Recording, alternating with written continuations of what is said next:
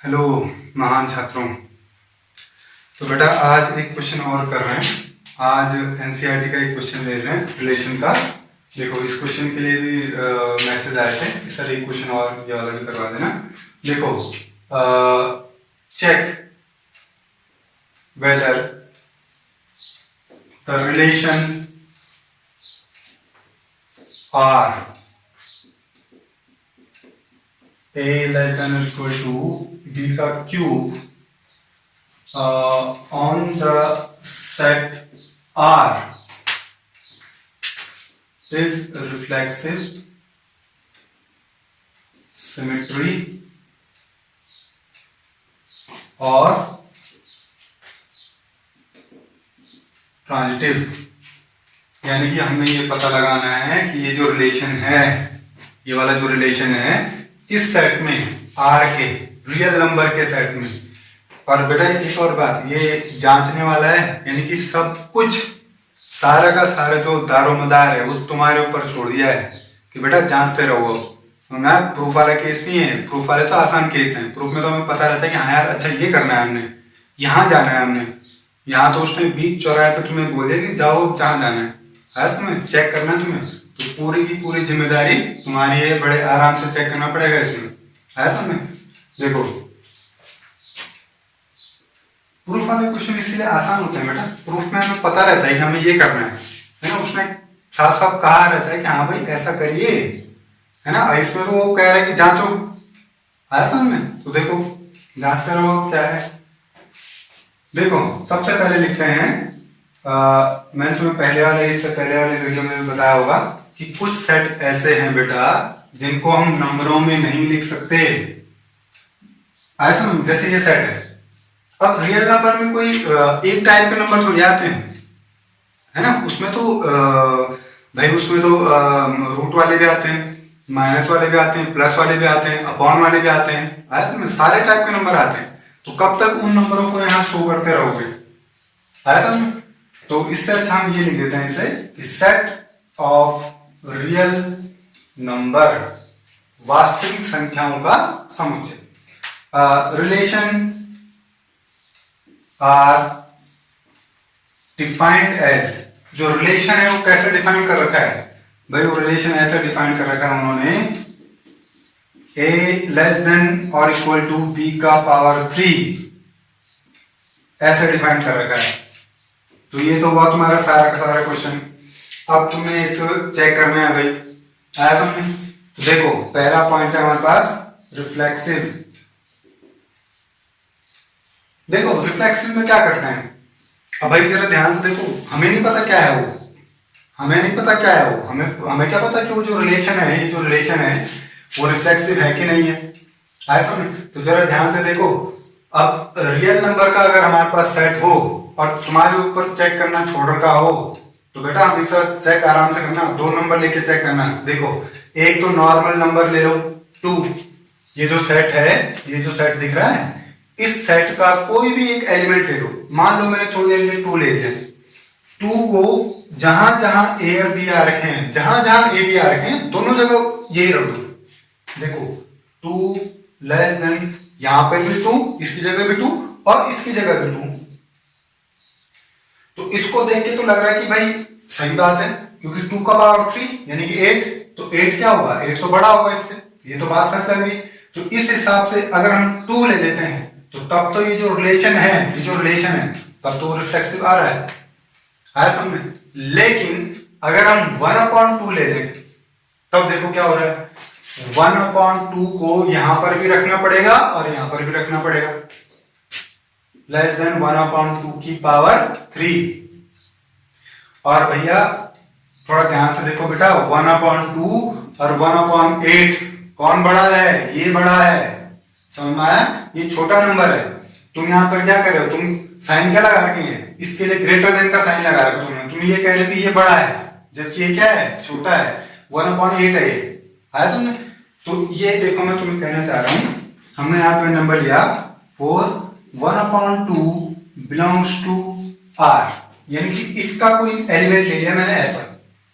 देखो 1/2 यहां पर भी रखूंगा, यहां पर भी रखूंगा, विच इज नॉट ट्रू, जो कि सच नहीं है।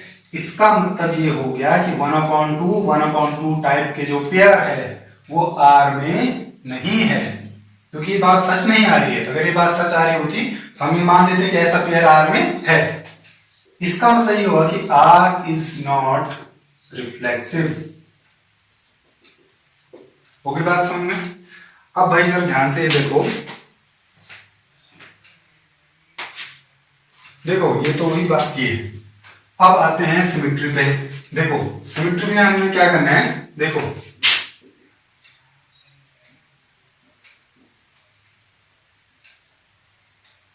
सिमेट्री। अब भाई हमें पता नहीं है कि सिमेट्री है कि नहीं है, ठीक। तो भाई जरा ध्यान से ये देखो कि 4 1,3 बिलोंग्स टू आर। ये लेके देखते हैं क्या होता है। भाई 1 लेस देन ये ए हो गया और ये बी हो गया, 3 का क्यूब, ठीक। ये जो बात तुमने लिखी है, क्या ये बात सच है? बिल्कुल सच है भाई। ये 27 हो गया, 27 1 से बड़ा होता है, बिल्कुल सच बात है। विच इज ट्रू, जो कि क्या है, सच है। अब इस बात को उलट दो जरा। नाउ इसको ले आओ यहां पे, इसको ले आओ यहां पे, देखिए क्या होता है। तो 3 लेस देन 1 का क्यूब, क्या अब जो तुम बात लिख रहे हो क्या वो भी सच है? वो सच नहीं है। विच is not true, which isn't true, जो कि सच नहीं है। इसका मतलब हमने ये निकाला कि 3,1 टाइप का जो पेयर है वो आर में नहीं है, और इसका मतलब ये हुआ कि आर इज नॉट सिमेट्री। आया समझ? अब आते हैं भाई तीसरे वाले पे। देखो तीसरे वाले में हमारे पास क्या है, ट्रांजिटिव। भाई देखो इससे पहले वाला जो मैंने तुम्हें क्वेश्चन कराया था बेटा, उस वाले क्वेश्चन में भी मैंने तुम्हें बता दिया था कि ये नंबर वहां पर तुम पेपर में फिक्स करते रहोगे तो टाइम लगेगा वहां पे। हालांकि तुम कर सकते हो पेपर में, ये पता लगाना कोई बड़ी बात नहीं है, लेकिन वहां पे पता लगाओगे तो टाइम लगेगा वहां पे, है ना। तो इससे थोड़ा अपने दिमाग में रख लेना। तो पहले वाले में तुम्हें पहले वाले क्वेश्चन में नंबर बताया था 532, है ना, 532। यहां मैं एक नंबर बता रहा हूँ 932। आया समझ? ये ध्यान रखना। देखो 932 ले रहे हैं नंबर, इस नंबर से बना रहे हैं। तो देखो पहले बनाओ 93 कॉमा, फिर बनाओ 32 बिलोंग्स टू आर। मैंने ऐसे दो पेयर दे दिए, ठीक। तो भाई ये दो पेयर तुम ले रहे हो, पहले इन दोनों पेयरों पे लगा के तो देखो आ रहा है कि नहीं आ रहा है। तो भाई 9 लेस देन और इक्वल टू 3 के पावर 3, ये बात सच है? बिल्कुल सच है भाई। ये हो गया तुम्हारा 27 किससे 9 से बड़ा होता है, बिल्कुल सही बात है। 3 लेस देन 2 का पावर 3, अब हमने इस पे लगाया, ये बात भी सच है क्योंकि 8 है और 8 3 से बड़ा होता है, बिल्कुल सच है, विच इज ट्रू।